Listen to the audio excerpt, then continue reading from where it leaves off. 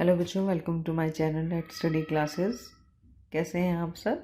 आज के इस वीडियो में हम पढ़ेंगे क्लास 10 का जो साइंस का chapter metal and non metal का जो टॉपिक है कि reaction of metal with water, acid और मेटल और नॉन मेटल की रिएक्शन के बारे में, रिएक्टिविटी सीरीज़ के बारे में। तो सबसे पहले बच्चों हम शुरू करते हैं कि जब मेटल और वाटर आपस में रिएक्ट करता है तो क्या होता है। तो बच्चों जब मेटल और वाटर आपस में रिएक्ट करता है तो मेटल ऑक्साइड बनता है और हाइड्रोजन गैस बनती है। तो जो आपका मेटल ऑक्साइड बनता है ये आप ध्यान रखेंगे कि ये पानी में घुल जाता है। पानी में घुल जाता है और फर्दर ये रिएक्ट करके क्या बनाता है, मेटल हाइड्रोक्साइड। लेकिन ऐसा भी ज़रूरी नहीं है कि सभी मेटल वाटर से रिएक्ट करते हैं। तो हमने बताया कि मेटल और वाटर आपस में रिएक्ट करके बनाते हैं मेटल ऑक्साइड और साथ ही साथ में हाइड्रोजन गैस निकलेगी और वो मेटल ऑक्साइड फिर से वाटर में रिएक्ट करके क्या करता है, मेटल हाइड्रोक्साइड बनाता है। लेकिन सभी का जो रेट ऑफ रिएक्शन है विद वाटर वो अलग अलग है। यानी कि अगर हम पोटेशियम और सोडियम की बात करें तो वो ठंडे पानी से बहुत ही वॉलेंटली रिएक्ट करता है और ये रिएक्शन इतनी वॉलेंट होती है कि इसमें हीट निकलती है, जिससे कि क्या होता है कि बच्चों जैसे हाइड्रोजन निकलती है और साथ ही साथ वो गैस भी साथ ही साथ वो आग भी पकड़ लेता है। तो हमने बताया कि जो पोटेशियम और सोडियम की जो वाटर के साथ रिएक्शन है बहुत ही वॉयलेंट है और हाइड्रोजन गैस निकलती है और हीट निकलती है, जिससे कि ये क्या होता है, जो हाइड्रोजन है इजीली कैचेस फायर। लेकिन अगर हम बात करें कैल्शियम की बात करें तो कैल्शियम जब पानी के साथ रिएक्ट करता है तो क्या बनाता है, कैल्शियम हाइड्रोक्साइड बनाता है। और जो इसमें हीट जो निकलती है रिएक्शन में वो इतनी सफिशिएंट नहीं होती कि हाइड्रोजन को आग पकड़ सके। तो पोटेशियम और वाटर ने बनाया पोटेशियम हाइड्रोक्साइड, सोडियम ने जब वाटर के साथ रिएक्ट करा इसने बनाया सोडियम हाइड्रोक्साइड, कैल्शियम ने वाटर के साथ रिएक्ट करा तो बनाया कैल्शियम हाइड्रोक्साइड।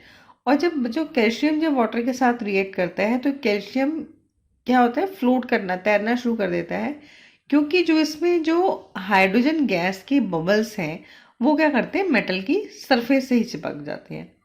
और अगर हम मैग्नीशियम की बात करें तो आप याद रखेंगे मैग्नीशियम ठंडे पानी से रिएक्शन नहीं करता है, ये आपका गर्म पानी से रिएक्ट करता है और बनाता है मैग्नीशियम हाइड्रोक्साइड और ऑक्सीजन। और ये लेकिन ये भी साथ साथ क्या करता है, जैसे कैल्शियम के केस में कैल्शियम फ्लोट करता था, मैग्नीशियम भी फ्लोट करता है। और एल्यूमिनियम, आयरन और जिंक की बात करें तो बच्चों आप याद रखेंगे ना ही ये ठंडे पानी से रिएक्ट करते हैं ना ही गर्म पानी, यानी कि तो किससे करेंगे, गर्म से ही नहीं करेंगे, ठंडे से नहीं करेंगे, तो ये करते हैं बच्चों स्टीम से। यानी कि कौन से मेटल ऐसे हैं जो कि स्टीम फॉर्म से रिएक्ट करते हैं वाटर की, एल्यूमिनियम, आयरन और जिंक। ये आपके स्टीम से रिएक्ट करके क्या बनाते हैं, मेटल ऑक्साइड एंड हाइड्रोजन। जो कि रस्टिंग है ये आपका, जैसे कि आप जानेंगे कि क्या होता है, वाटर वेपर से रिएक्ट करता है ना, डायरेक्टली वाटर से रिएक्ट ना करके ये वाटर वेपर से रिएक्ट करता है। तो ये सब हमने आपको बताया कि जो मेटल्स हैं वो वाटर की डिफरेंट फॉर्म, जैसे कोल्ड वाटर हो गया, कुछ कोई मेटल हॉट वाटर से करेगा, ठीक है, या फिर कोई वाटर से रिएक्ट ना करके क्या करता है, स्टीम से करता है। और कुछ मेटल ऐसे हैं जिसमें कि लेड, कॉपर और सिल्वर एंड गोल्ड ऐसे मेटल हैं जो कि पानी की किसी भी उससे, ना स्टीम से, ना कोल्ड वाटर, ना हॉट वाटर से रिएक्ट नहीं करते। तो ये सब बच्चों आपने पढ़ा कि क्या होता है कि जब मेटल जो होता है वाटर से रिएक्ट करता है, तो जैसे कि आप इक्वेशन में देखिए, सोडियम ने बनाया सोडियम हाइड्रोक्साइड, कैल्शियम के साथ रिएक्शन हुई कैल्शियम हाइड्रोक्साइड, मैग्नीशियम ने बनाया मैग्नीशियम हाइड्रोक्साइड, एल्यूमिनियम अगर रिएक्ट कर रहा है तो ये बना रहा है एल्यूमिनियम ऑक्साइड, आयरन भी जब कर रहा है तो ये आयरन ऑक्साइड बना रहा है। नेक्स्ट हम आते हैं बच्चों के reaction of metal with acid, कि जब मेटल क्या होता है किसी भी डाइल्यूट एसिड से रिएक्ट करता है, तो जब मेटल डाइल्यूट एसिड से रिएक्ट करता है तो बच्चों बनाता है सॉल्ट और हाइड्रोजन। जैसे कि आप इक्वेशन में देख रहे हैं कि हमने जिंक को जब डाइल्यूट HCl से रिएक्ट करवाया तो आपको मिला जिंक क्लोराइड और हाइड्रोजन साथ में।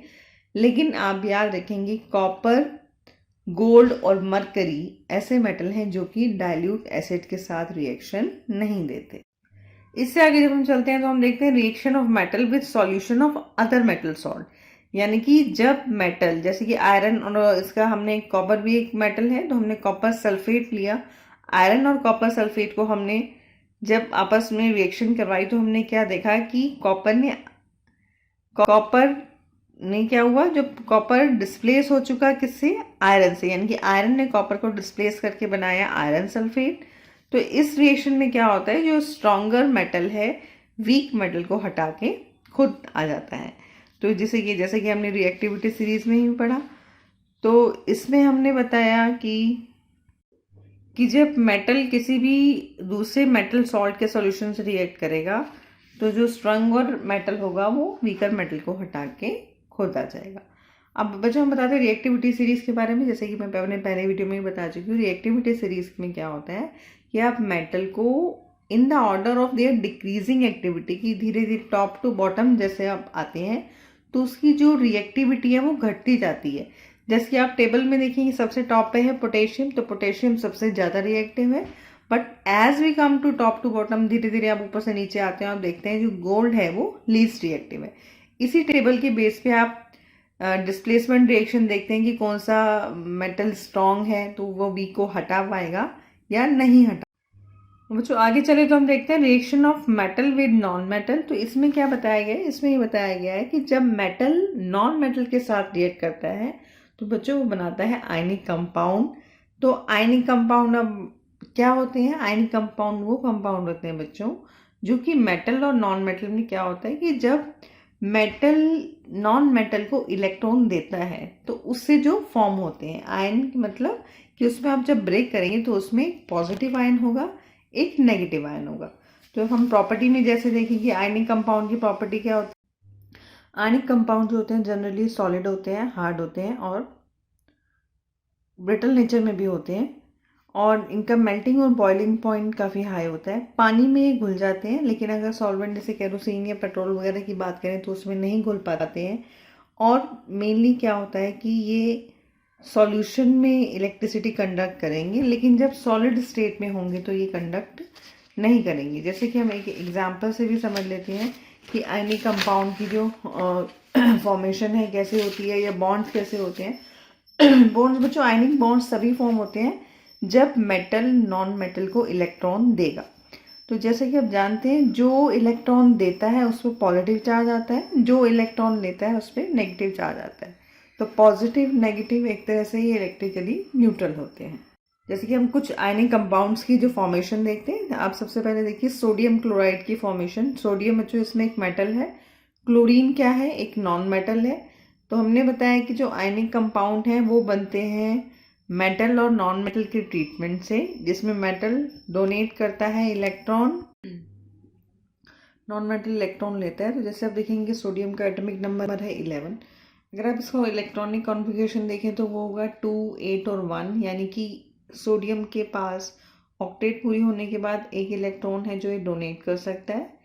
ऑन द अदर हैंड अगर आप देखें क्लोरीन की एटॉमिक नंबर है 17, यानी कि इसका इलेक्ट्रॉनिक कॉन्फ़िगरेशन है 287, यानी कि नॉन मेटल की जो टेंडेंसी होती है वो इलेक्ट्रॉन्स लेने की होती है, यानी कि इसको अपनी ऑक्टेट पूरी करने के लिए आप देखें तो एक इलेक्ट्रॉन की और ज़रूरत है। सोडियम के पास एक इलेक्ट्रॉन एक्स्ट्रा है, क्लोरीन के पास एक इलेक्ट्रॉन की कमी है। तो आपस में बच्चों ये बॉन्डिंग करके बनाते हैं सोडियम क्लोराइड, यानी कि जैसे आपने देखा सोडियम के पास सोडियम की वैलेंसी है +1। तो ये जो एक इलेक्ट्रॉन है ये क्लोरीन को दे रहा है, तो जब इसने इसको दिया सोडियम पे एक प्लस चार्ज आ गया क्योंकि इन्होंने एक इलेक्ट्रॉन दिया है, और क्लोरीन पे एक माइनस चार्ज आ गया क्योंकि एक इलेक्ट्रॉन लिया है। तो एक तरह से आप देखें Na+Cl- जो कि एक क्या है, इलेक्ट्रिकली न्यूट्रल है, या इन्होंने बनाया NaCl सोडियम क्लोराइड। तो ये सब था आयनिक कंपाउंड की फॉर्मेशन के बारे में कि कैसे होती है। उससे नेक्स्ट अब हम देखते हैं पोटेशियम क्लोराइड की। पोटेशियम क्लोराइड में आप देखेंगे पोटेशियम एक मेटल है जो कि इलेक्ट्रॉन देगा, क्लोरीन एक नॉन मेटल है जो इलेक्ट्रॉन लेगा। अगर हम पोटेशियम का एटॉमिक नंबर देखें बच्चों तो ये है 19, यानी कि इसका जो आप इलेक्ट्रॉन डिस्ट्रीब्यूट करेंगे इट वुड बी लाइक 2, 8, 8, 1, यानी कि 2 और 8 10 और 18 और 19, यानी कि इसके पास ऑक्टेट पूरी करने के बाद एक इलेक्ट्रॉन है जो ये दे सकता है। और जैसे कि हमने पहले भी देखा क्लोरीन का एटॉमिक नंबर 17, यानी कि 287 होगा इसका इलेक्ट्रॉनिक कॉन्फ़िगरेशन।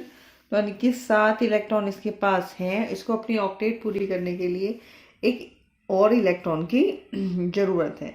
तो जब ये पोटेशियम और क्लोरीन आपस में रिएक्ट करते हैं तो आप देखते हैं जो पोटेशियम है अपना एक इलेक्ट्रॉन देता है क्लोरीन को, तो जिससे इसका भी ऑक्टेट पूरा हो गया 288 का, और उसका भी 28 जो 7 था वो फिर एक इलेक्ट्रॉन लेने के बाद हो गया 8। पोटेशियम ने एक इलेक्ट्रॉन दिया इसलिए इस पे आया एक +1 चार्ज, क्लोरीन ने एक इलेक्ट्रॉन लिया इस पे एक माइनस चार्ज। तो इन्होंने दोनों ने कंबाइन करके बनाया potassium chloride, which is an ionic compound, electrically neutral है, और पोटेशियम क्लोराइड यानी कि KCl। नेक्स्ट इसमें आप देखिए मैग्नीशियम क्लोराइड की फॉर्मेशन। मैग्नीशियम क्लोराइड में आप देखेंगे मैग्नीशियम मेटल है, क्लोरीन नॉन मेटल है। मैग्नीशियम का एटॉमिक नंबर 12 यानी कि 282। ऑक्टेट पूरी करने के बाद इसके पास 2 इलेक्ट्रॉन एक्स्ट्रा हैं जो ये डोनेट कर सकता है।